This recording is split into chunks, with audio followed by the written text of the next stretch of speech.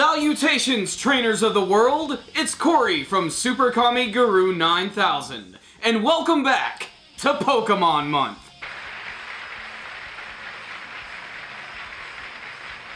I've counted down my top 10 favorite Pokémon from generations 1 through 4, and today I'm going to take a look at my favorite monsters from Pokémon Black and White. This was the hardest list for me to make because, honestly, I just didn't really care for the 5th generation Pokémon games that much. I thought they added way too many Pokémon, some of which just kind of left a bad taste in my mouth. I shouldn't have to say this, but this is my list, so don't be shocked if some of your favorites don't make it.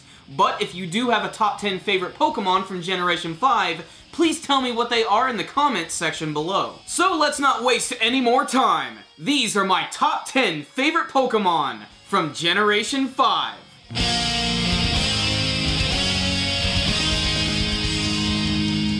This fiery starter Pokémon receives way too much hate, and I think it's time to represent the ferocious fighting Emboar. I get that people don't like the typing because it's just like Blaziken and Infernape before him, but Emboar is a wall of a Pokémon, which is not to be underestimated. I mostly love this brawling beast for his intimidating design, which reminds me of Ganon from The Legend of Zelda. Plus, it has a beard made out of fire. Case closed. This porky Pokémon is bodacious.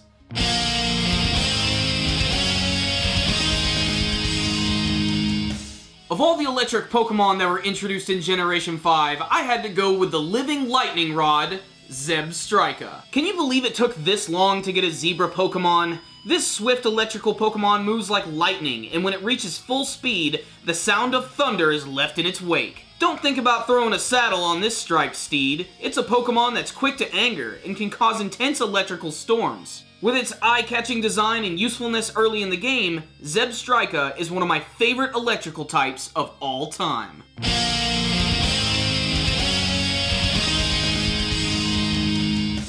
My number 8 choice is the menacing mummy, Cofagrigus. One of many great additions to the Ghost Pokémon family, Cofagrigus has a fantastic sarcophagus-based design, and its creepy ghost arms and nasty smile make this ghoul a real nightmare. They've been known to prey on grave robbers and turn them into mummies. Their favorite food is gold nuggets, a nice allusion to their illustrious past as pharaohs and kings.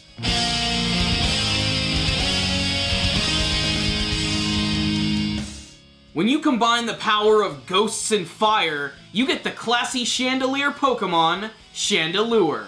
Aside from having its own unique typing Ghost Fire, I love Chandelure for its unique and well thought out evolutionary process. It begins as a small melting candle called Litwick, which becomes a larger lantern looking creature called Lampent. And finally, with the aid of a Duskstone, it becomes the centerpiece of any good Halloween party, Chandelure. And despite its gothic and regal appearance, Chandelure can deliver some devastating attacks that leave a nasty burn.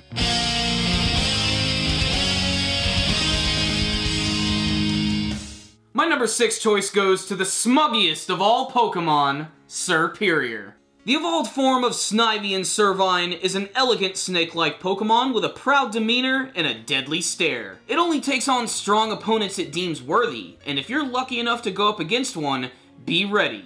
It will give it its all. Like its past brethren Arbok and Seviper, Serperior is a great addition to the snake Pokémon family.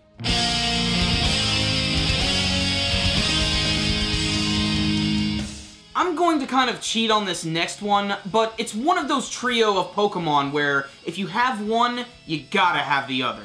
I'm talking about the Kami Trio, the Genies, the Magic Men, the otherworldly beasts of the Pokémon world, Thundurus, Landorus, and Tornadus. This legendary trio impressed me with their creative designs, intriguing backstory, which also ties into Japanese mythology. They also have the ability to assume a more animal-like form in battle, which makes them one of the most unique legendary trios in the entire series.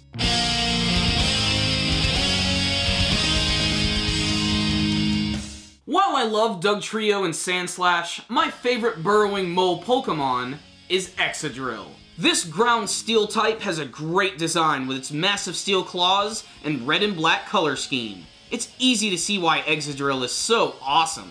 It combines the power of its metal claws and the one on its head to burrow over 300 feet under the ground, where it makes its nests. This hobbit on steroids was a bruiser on my team back in Black and White, and stayed with me through my entire journey.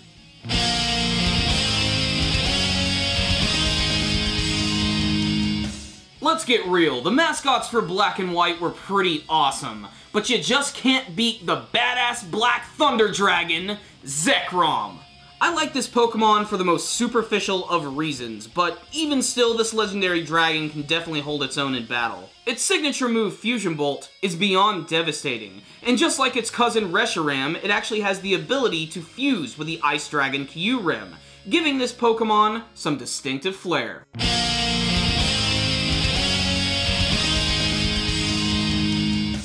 In Generation 2, we got our Godzilla representation from Tyranitar, and the kaiju tradition will continue with the King Ghidorah-inspired Hydreigon. This three-headed dart dragon is, to me personally, the coolest looking Pokemon of Generation 5.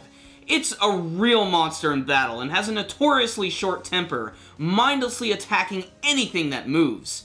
If only its shiny form was golden colored, it would be perfect.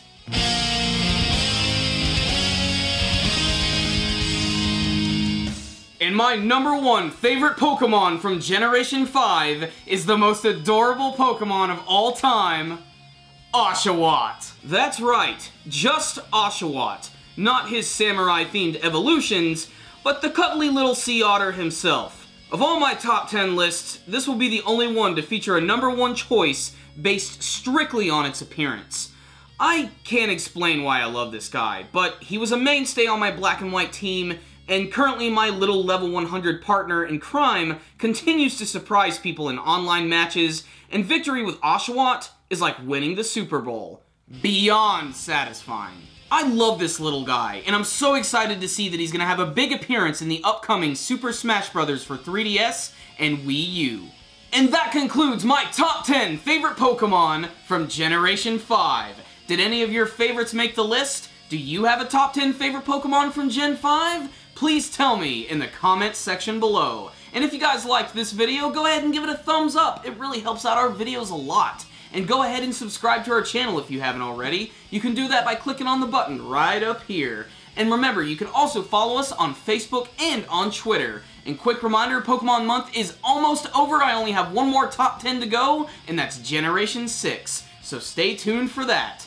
Thank you guys for watching. Super Kami Guru 9000. Out.